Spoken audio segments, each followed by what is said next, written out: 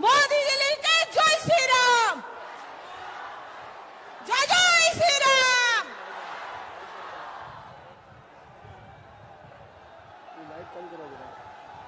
जय श्री राम। मोदी जी जिंदाबाद, मोदी जी जिंदाबाद।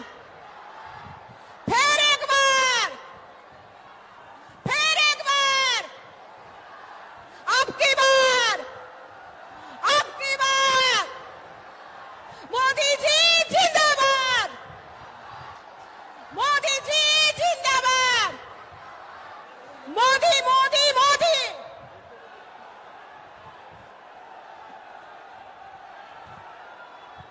আপনারা চুপ করে বসুন। এখন আমাদের প্রিয় আদরণীয় যশস্বী প্রধানমন্ত্রীকে বীরভূম বোলপুর লোকসভার প্রেসিডেন্ট সন্ন্যাসীর চরণ মণ্ডল উত্তরীয় দিয়ে বরণ করে নেবেন।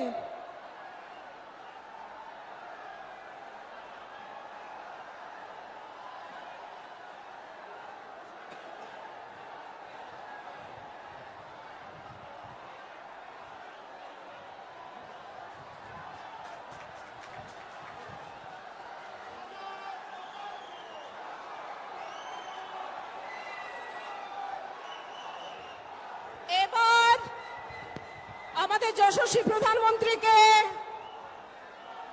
রবীন্দ্রনাথের মূর্তি দিয়ে সম্বর্ধনা দেবেন বোলপুর লোকসভার প্রার্থী পিয়া সাহা ও বীরভূম লোকসভার প্রার্থী দেবতনু ভট্টাচার্য মহাশয়।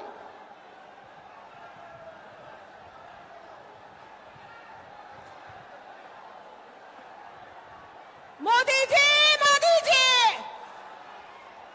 मोदी जी जिंदाबाद। अब की बार, फिर एक बार।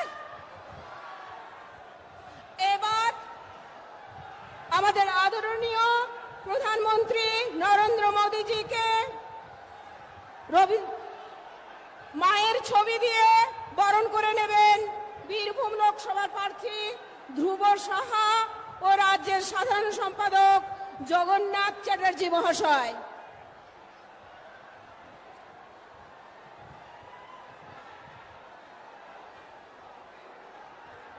मोदी जी जिंदाबाद, मोदी जी जिंदाबाद।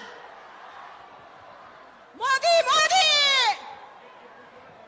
हर घर मोदी। फिर एक बार, फिर एक बार।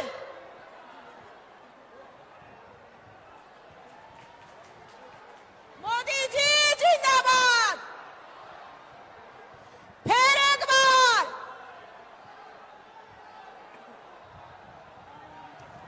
এখন আপনাদের সবাই স্বাগত ভাষণ দেবেন রাজ্য সম্পাদক জগন্নাথ চ্যাটার্জি মহাশয়। भारत माता की, भारत माता की। বীরভূমের আওয়াজ নবান্ন পর্যন্ত পৌঁছাতে হবে। নরেন্দ্র মোদী জিন্দাবাদ, নরেন্দ্র মোদী জিন্দাবাদ, নরেন্দ্র মোদী জিন্দাবাদ। বীরভূমের পূর্ণভূমিতে মাননীয় মোদীজিকে প্রধানমন্ত্রীজিকে স্বাগত জানানোর জন্য মায়েরা একবার উলুধ্বনি দিন। ভাইয়েরা একবার জোরদার করতালি দিন।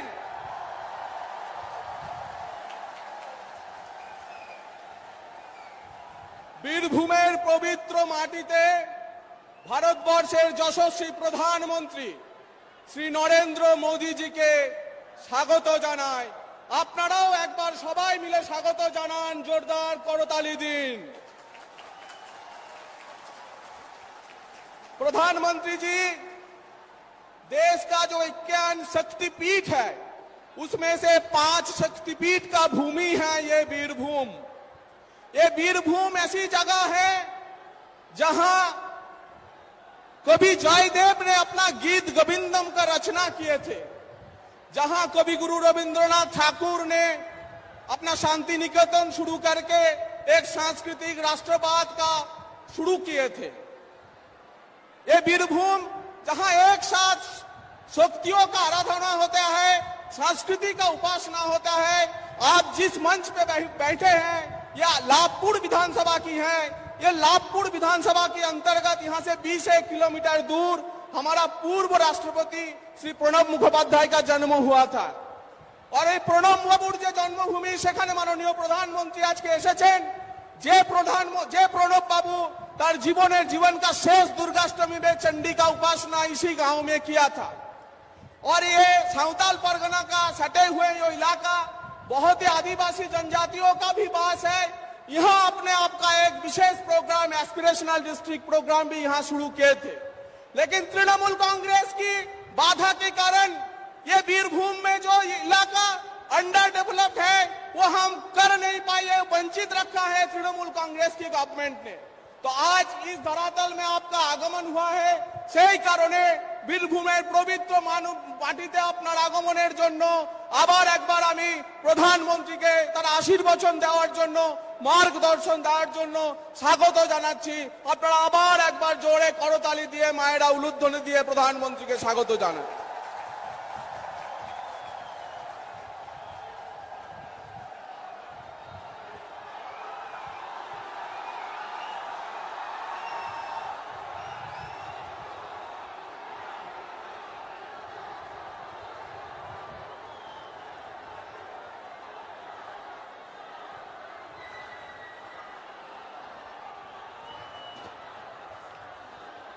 नमस्कार।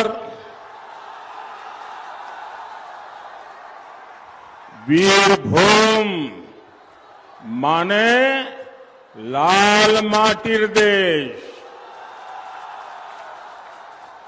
बोलपुर एवं वीरभूम एर रांगा माटिर मानुष बालो चिंता। सबसे पहले पांचों शक्तिपीठों को मेरा शत शत प्रणाम। यहां इतनी विशाल संख्या में जो हमारी शक्ति स्वरूपा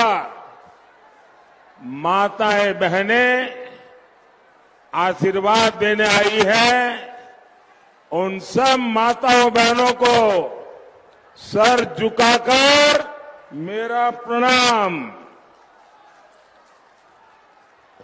भाइयों और बहनों, बोलपुर आकर एक अलग ही सुख मिलता है। ये भूमि विश्व शांति के लिए गुरुदेव रविंद्रनाथ ठाकुर की प्रयोगशाला रही है। यहां ऐतिहासिक विश्व भारती विश्वविद्यालय है और मुझे प्रधानमंत्री दायित्व के नाते इस महान संस्थान का चांसलर होने का सौभाग्य प्राप्त है। इसलिए वीरभूम से, बोलपुर से मेरा आत्मीय और गहरा रिश्ता हो जाता है। साथियों, आज मैं यहां अलग ही मिजाज देख रहा हूं। जितने लोग यहां हैं ना, उससे 4 गुना ज्यादा लोग हेलीपैड पर थे। मैं वहां चारों तरफ जाकर के सबको प्रणाम करके उनका आशीर्वाद लेने का प्रयास किया और अब आप सबका आशीर्वाद लेने के लिए आया हूं। साल 2014 में आपने मोदी को सिर्फ सरकार चलाने के लिए नहीं चुना था, प्रधानमंत्री पद पर रौब जमाने के लिए नहीं चुना था। आपने मुझे देश के लिए बड़े बड़े लक्ष्यों की प्राप्ति के लिए चुना था। जरा आप जो फोटो लेके आई है, मैं आपका बहुत आभारी हूं। जरा उनसे वो फोटो ले लीजिए और आप पीछे अपना एड्रेस ले लीजिए, मैं आपको चिट्ठी लिख दूंगा। आपने बढ़िया फोटो लेके आई है, मैं आपका आभारी हूं। वो दे दीजिए, मेरी टीम ले लेगी। आप अपना उस पर एड्रेस लिख लेना ताकि मैं चिट्ठी भेजूंगा आपको। हाँ, ठीक है। धन्यवाद जी, धन्यवाद। चलिए, परमात्मा के आशीर्वाद बने रहे आप पर जी।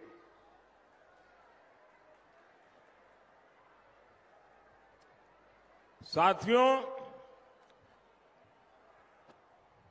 बीते 10 साल मोदी ने उन लक्ष्यों को प्राप्त करने के लिए दिन रात मेहनत की है। मैंने अपने समय का पल पल आपकी सेवा में, देश की सेवा में पूरे कर्तव्य भाव से, पूरी नम्रता से मैंने समर्पित किया है। इसलिए आज देश ने वो उपलब्धियां भी हासिल की है जो कांग्रेस 60 साल में नहीं कर पाई थी। ये जो छोटा बालक एक तस्वीर लेके आया है, बेटे थोड़ा आगे आ जाओ, वो ले लेगा। वो तस्वीर उनसे ले लीजिए, वो छोटे बालक से। आप बैठिए, बड़े बड़े बाबू बैठे जरा। ये छोटा बालक इतने प्यार से आशीर्वाद लेके आया है। हाँ, वो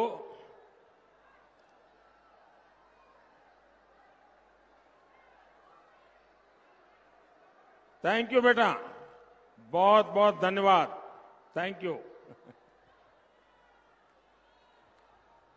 अब ये कागज ऊपर करने वाले नीचे बैठ जाओ, मेहरबानी करके आप रख दो नीचे, आप रख दो नीचे। हो गया भाई, अब मुझे इतने लोग इंतजार कर रहे हैं। आप वो तस्वीर नीचे रखो, मैं आपके प्यार के लिए आपका आभारी हूं। नीचे रखो, मैं आपको कह रहा हूं, नीचे रखो। साथियों, ये तो युवा सपनों को दिशा देने वाली नगरी है। मोदी ने ठाना है नए भारत की शिक्षा व्यवस्था को आधुनिक बनाना है। मोदी ने ठाना है नए भारत की शिक्षा व्यवस्था गुणवत्ता युक्त हो। मोदी ने ठाना है देश में ज्यादा से ज्यादा शिक्षा संस्थान खुले। मैं नहीं चाहता हमारे बच्चे उच्च शिक्षा के लिए इधर उधर भटके, उनके लिए सीटों की कमी हो। साथियों, मैं आपसे जानना चाहता हूं, पिछली शताब्दी की सोच पर चलने वाला इंडी गठबंधन क्या कभी भविष्य के लिए सोच भी सकता है क्या? क्या कभी ऐसा कर भी सकता है क्या? ये लोग तो 3 दशक तक नई एजुकेशन पॉलिसी तक नहीं ला पाए। ये काम आपके सेवक मोदी ने किया। मोदी देश की शिक्षा को आधुनिक बनाने के लिए एक के बाद एक कदम उठा रहा है और आज देश इसके शुभ नतीजे भी देख रहा है। बीते 10 साल में औसतन हर हफ्ते एवरी वीक एक नया यूनिवर्सिटी खुली है देश में। आपको खुशी होगी, every week one new university. बीते 10 साल में एवरी डे, हर दिन 2 नए कॉलेज खुले हैं। 60 सालों में जितने मेडिकल कॉलेज देश में बने, उतने मेडिकल कॉलेज हमने 10 साल में बनाकर के आपको दे दिए। 60 साल में कांग्रेस सिर्फ 7 एम्स ही बना पाई थी, 7। आज 22 एम्स, 22 एम्स देश में बने हैं। 2014 में देश में सिर्फ 9 ट्रिपल आईटी थी, 9 ट्रिपल आईटी, आज 25 है। ये सब मोदी किसके लिए कर रहा है? आपके नौजवान बेटे बेटियों के लिए, आपके भविष्य के लिए। क्यों हमारे बच्चे विदेशों पर आश्रित हो? क्यों आपकी मेहनत की कमाई, उसका बड़ा हिस्सा दूसरे देशों में चला जाए? साथियों, 2014 में ग्लोबल यूनिवर्सिटी रैंकिंग में भारत के सिर्फ 4-5 इंस्टीट्यूट ही आते थे। इस वर्ष करीब 70 संस्थान टॉप 400 में है, 70 इन 400, और कई तो टॉप 50 में भी आ गए। इंस्टीट्यूट ऑफ नेशनल इंपॉर्टेंस की संख्या भी 75 से बढ़कर 150 के आसपास हो गई है।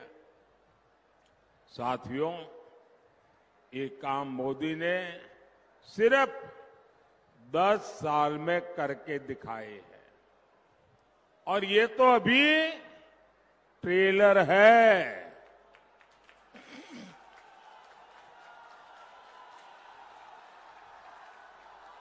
ये तो अभी ट्रेलर है। अभी तो मुझे बहुत काम करना है। এটা তো শুধু ট্রেলার, এখন তো অনেক কিছু করা বাকি। इसलिए ही मैं आपसे तीसरे कार्यकाल के लिए आशीर्वाद मांगने आया हूं। साथियों, मैंने लाल किले से कहा था, यही समय है, सही समय है, और इसलिए हर समय देश को आगे बढ़ाने में जुटा हूं। देश के लोगों ने 2004 में इंडी गठबंधन को भी मौका दिया था, लेकिन इन लोगों ने क्या किया? इंडी गठबंधन ने अपने 10 साल में लाखों करोड़ रुपए घोटाला, घोटाला और घोटाला, करप्शन, करप्शन, करप्शन। जब देश को टेलीकॉम नेटवर्क बढ़ाना था, इन लोगों ने 2G घोटाला कर दिया। जब देश को अपनी सेनाएं मजबूत करनी थी, इन लोगों ने पनडुब्बी, सबमरीन घोटाला, हेलीकॉप्टर घोटाला कर दिया। जब देश को स्पोर्ट्स की दुनिया में छा जाना था, इन लोगों ने कॉमनवेल्थ घोटाला कर दिया। यहां टीएमसी भी यही कर रही है। टीएमसी के नेताओं ने यहां हर तरह के घोटाले करने का रिकॉर्ड बना दिया है। ऐसे ऐसे घोटाले जो कोई सोच भी नहीं सकता। और आपने देखा नोटों के ढेर, चोरी का माल और बैंक के मशीन, नोटों के ढेर गिनते गिनते थक जाते हैं। पॉन्जी स्कीम घोटाला, राशन घोटाला, भर्ती घोटाला, कोयला घोटाला, पशु तस्करी घोटाला, और हर घोटाला मामूली नहीं, सैकड़ों करोड़ रुपए का घोटाला। इन लोगों ने हर तरह से आपको लूटा है, आपके जेब काटे हैं, आपके बच्चों के भविष्य के सामने खाई बना दी है, खाई। साथियों, बंगाल का टीचर भर्ती घोटाला तो टीएमसी नेताओं के चरित्र को उजागर करता है। मैं जरा एक उदाहरण देना चाहता हूं। मैंने कश्मीर के कुछ नेताओं को एक बार बुलाया था। घाटी के 100 के करीब गांवों के लोगों को बुलाया था। दिल्ली में प्रधानमंत्री के घर पर बुलाया था। मैंने कहा मैं एक काम के लिए आपकी मदद चाहता हूं। आतंकवाद जोरों पर था, गांव गांव में स्कूलें जलाते थे। मैंने उनको बुला करके कहा कि मुझे एक मदद चाहिए। बोले क्या? मैंने कहा मैं आतंकवाद से लड़ लूंगा, मैं आतंकवाद को जमीन पर से उखाड़ दूंगा, लेकिन अभी मुझे एक मदद चाहिए। बोले क्या? मैंने कहा ये गांव में ये आतंकवादी स्कूल जलाते हैं, मुझे मदद कीजिए, अब एक भी स्कूल जलना नहीं चाहिए। मैंने कहा जब वो स्कूल जलाते हैं तब एक इमारत नहीं जलाते, एक मकान नहीं जलाते, वो आपके गांव के बच्चों का भविष्य जला देते हैं। और आप भाई बहन मुझे आशीर्वाद देंगे, कश्मीर के वो लोग, और ये बात मैं करीब 7-8 साल पहले की करता हूं, तब तो मेरे सामने सवालिया निशान थे, लेकिन उन सभी नेताओं ने मुझे कहा कि साहब काम कठिन है, लेकिन हम आपकी भावना को समझते हैं, हम इसके लिए कोशिश करेंगे। और आज मैं गर्व से कह सकता हूं कि कश्मीर के गांवों में स्कूलों को जलाना बंद हो गया। बच्चों के भविष्य को वो समझे। लेकिन ये टीएमसी देखिए, बच्चों के भविष्य को दांव पर लगा रही है और शिक्षक भर्ती में घोटाला करके आपके बच्चों के भविष्य को दांव पर लगा दिया। 25,000 शिक्षक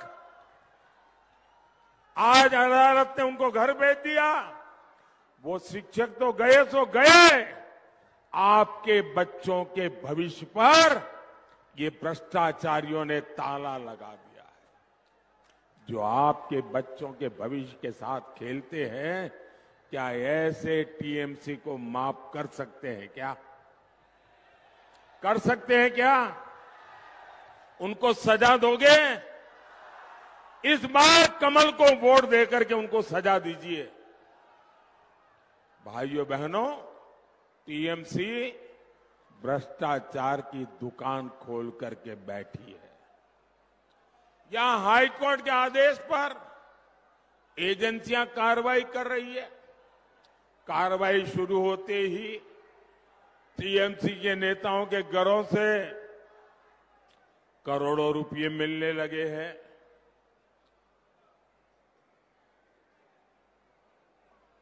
ये टीएमसी वालों के यहां से जो पैसे मिलते हैं, वो पैसे किसके हैं भाई? किसके पैसे हैं? ये आपके है कि नहीं है? आपकी मालिकी के है कि नहीं? कि आपके घर में कोई चोरी कर जाए, आप चोर को माफ करोगे क्या? करोगे क्या? आपके बंगाल में चोरी कर लें, माफ करोगे क्या? ये पैसे बंगाल की जनता के हैं। चर्चा है एक एक पद के लिए 4-4, 5-5, 6-6 लाख रुपए की रिश्वत ली है। पैसे लेकर के ओएमआर सीट तक बदल रहे थे। टीएमसी ने बंगाल के युवाओं को खून के आंसू रोने पर मजबूर किया है। आप मुझे बताइए, इनको सजा मिलनी चाहिए कि नहीं मिलनी चाहिए? सबके सब मुझे बताइए, सजा मिलनी चाहिए कि नहीं? कौन सजा दिलवा सकता है?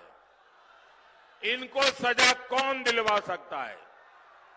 इनको सजा कौन दिलवा सकता है? मोदी तब दिलवा सकता है जब आपके सबके वोट मिलेंगे, तब मुझे ताकत मिलेगी। साथियों, मैंने बंगाल बीजेपी के लोगों से कहा है कि एक लीगल सेल और एक सोशल मीडिया प्लेटफॉर्म बनाइए। मैंने ये बंगाल बीजेपी को कहा है, एक लीगल सेल और एक सोशल मीडिया प्लेटफॉर्म बताइए। इससे उन युवाओं की मदद होगी जो इस घोटाले के शिकार हुए हैं, निर्दोष हैं, वो अपने मेरिट पे शिक्षक बने हैं। मैं आज बंगाल के युवाओं को गारंटी देता हूं, जितने हमारे बंगाल के युवाओं को रुलाया है, उन्हें मोदी चैन से नहीं बैठने देगा।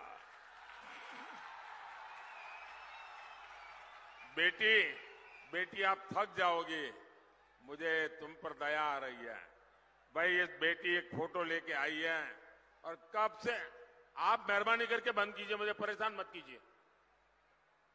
इस बच्ची को उनकी फोटो ले लीजिए, बेचारी आधे घंटे से खड़ी है। थैंक यू बेटा, थैंक यू। खुश खुश, आर यू हैप्पी? शाबाश, बैठिए, अब बैठिए।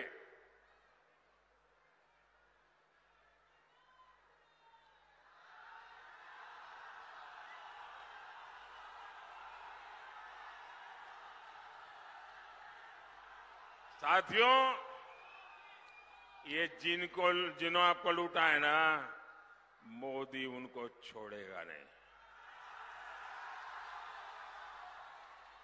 भ्रष्टाचारी देर के छाड़बोना, ये था मोदी गारंटी। भाइयों और बहनों, टीएमसी हो या कांग्रेस, इन्हें आपके भविष्य की चिंता नहीं है। इन्हें सिर्फ अपने वोट बैंक से मतलब है।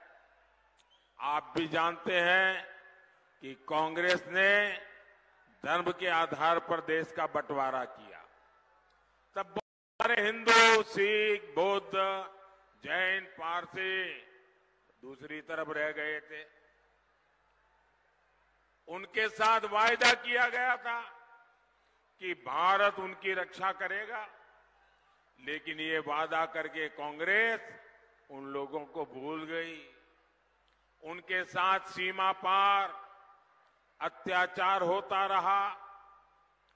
वो खत्म होने की कगार पर आ गए।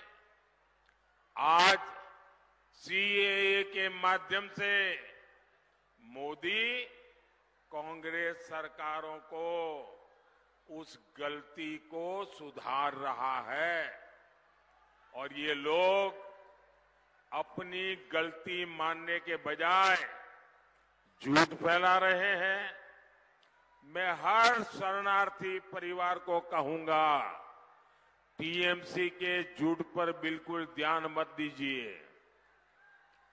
साथियों, टीएमसी लेफ्ट कांग्रेस के इंडी अलायंस की नीयत देश को तबाह करने की है। बीते 3-4 महीने में कितने ही उदाहरण सामने आए हैं। कांग्रेस के अध्यक्ष राम भक्तों और शिव भक्तों को लड़ाने में जुटे हैं। कांग्रेस के शहजादे शक्ति का विनाश करने में जुटे हैं। ये सारे मिलकर संविधान की भावना को तार-तार करने में जुटे हैं।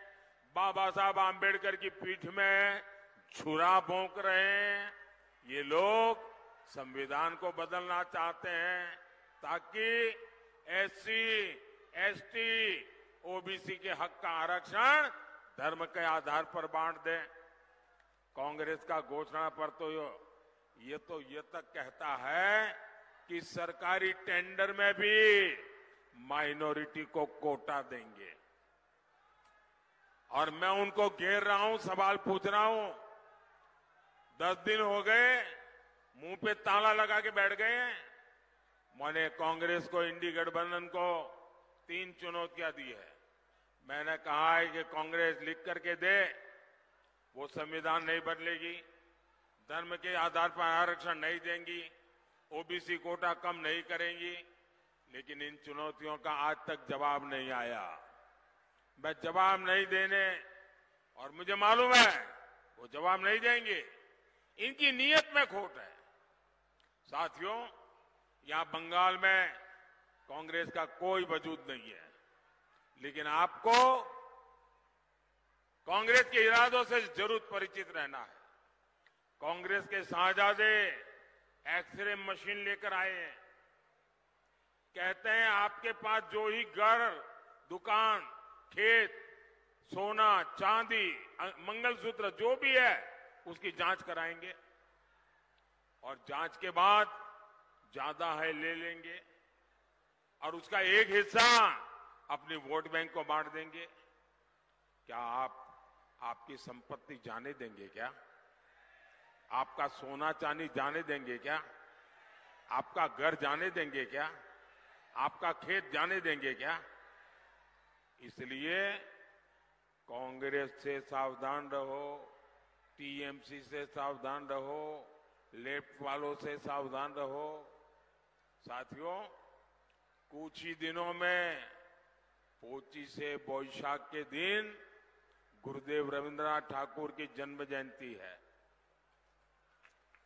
और आज से जब मैं पहली बार प्रधानमंत्री बना था तो उस समय रविंद्रनाथ टैगोर जी की जन्म जयंती पर यहां आया था और बंगाल में आकर के मैंने सामाजिक सुरक्षा की योजना लॉन्च की थी। 90 पैसे में इंश्योरेंस, ये योजना लॉन्च की थी मैंने, और आज देश के करोड़ों गरीबों को इसका लाभ हो रहा है। मैं बोलपुर के इस मंच से गुरुदेव के चरणों में प्रणाम करता हूं, उन्हें श्रद्धापूर्वक नमन करता हूं। मैं जब भी बंगाल आता हूं, कई सवाल मेरे मन में चलते हैं। आज जो पश्चिम बंगाल की स्थिति है, क्या ऐसी ही बंगाल की कल्पना हमारे पूर्वजों ने की थी? बीते अनेक दशकों में जैसी खूनी राजनीति, भ्रष्ट राजनीति यहां चली है, वो देखकर हमारे पूर्वज क्या सोचते होंगे। गुरुदेव की इस धरती पर टीएमसी ने असामाजिक तत्वों को लोगों का शोषण करने की खुली छूट दे रखी है। गांवों पर टीएमसी का कब्जा, अस्पतालों पर टीएमसी का कब्जा, थानों पर टीएमसी का कब्जा, खदानों पर टीएमसी का कब्जा। ऐसे कोई पॉलिटिकल पार्टी जो ऐसे गिरोह की तरह काम करती है क्या? माफिया चलाती है क्या? ये संदेश खाली में बहनों के साथ जो कुछ भी हुआ वो ऐसे ही माफिया राज का परिणाम है। ऐसे न जाने कितने संदेश खाली यहां अभी भी दबे पड़े हैं। जब जांच एजेंसियां अपना काम करने आती हैं तो उन पर हमले किए जाते हैं और सरकार के लोग हमलावरों का साथ देते हैं। बंगाल में टीएमसी भीड़ तंत्र चला रही है, गणतंत्र की उसने कब्र खोद दी है। आए दिन कोर्ट को छोटी छोटी बातों के लिए यहां सरकार को फटकार लगानी पड़ती है। देश को लोकतंत्र और संविधान के विरुद्ध चलने वाले ऐसे कारनामों पर लगाम लगानी जरूरी है और इसके लिए आपको मोदी को मजबूत करना है। भाइयों और बहनों, बीजेपी को दिया गया हर एक वोट टीएमसी के शोषण के खिलाफ दिया वोट होने वाला है। बीजेपी को दिया हर एक वोट बंगाल की शांति के लिए दिया वोट होगा। आपको बोलपुर से हमारी छोटी बहन पिया साहा को और बीरभूम से भाई देव तनु भट्टाचार्य जी को संसद में भेजना है, मेरे साथी के रूप में भेजना है। आपका एक एक वोट जब आप इनको वोट देंगे ना, वो सीधा सीधा मोदी को पहुंचेगा, मोदी की ताकत बढ़ाएगा। अब मेरा एक और काम है, करेंगे, मेरा एक और काम करेंगे, सबके सब करेंगे। घर घर जाइएगा और सबको कहिएगा अपने मोदी जी आए थे, आप सबको नमस्कार कहा है। मेरा नमस्कार पहुंचाएंगे। बोलो भारत माता की, भारत माता की, भारत माता की।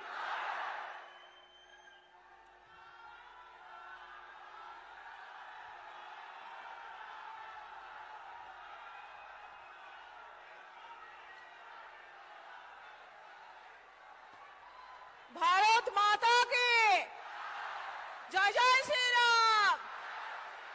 मोदी जी जिंदाबाद, मोदी जी जिंदाबाद।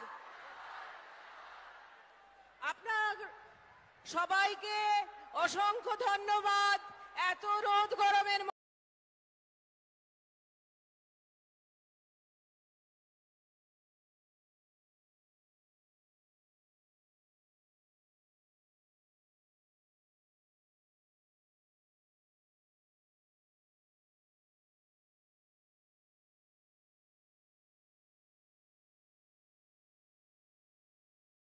আপনি কি একজন বই প্রেমী, কিংবা আপনি কি বই পড়তে ভালোবাসেন কিন্তু আপনার পছন্দ মতো বই কোথা থেকে ক্রয় করবেন ভাবছেন? এখন আপনার এলাকায় মীরা পুস্তকালয়ে আপনি পেয়ে যাবেন সমস্ত ধরনের বই। যেমন এখানে পাবেন স্কুল কলেজের পাঠ্যপুস্তক, বিভিন্ন চাকরির পরীক্ষার বই, এছাড়া ধর্মগ্রন্থ, শিক্ষামূলক সামগ্রী, অফিস স্টেশনারি, ড্রয়িং সামগ্রী এবং খেলাধুলার সরঞ্জাম মীরা পুস্তকালয় থেকে ক্রয় করতে পারবেন। তাহলে আজই যোগাযোগ করুন আমাদের ঠিকানায়, সুকান্ত মোড়, কালিয়াগঞ্জ, উত্তর দিনাজপুর। যোগাযোগের জন্য নম্বর 8945933128।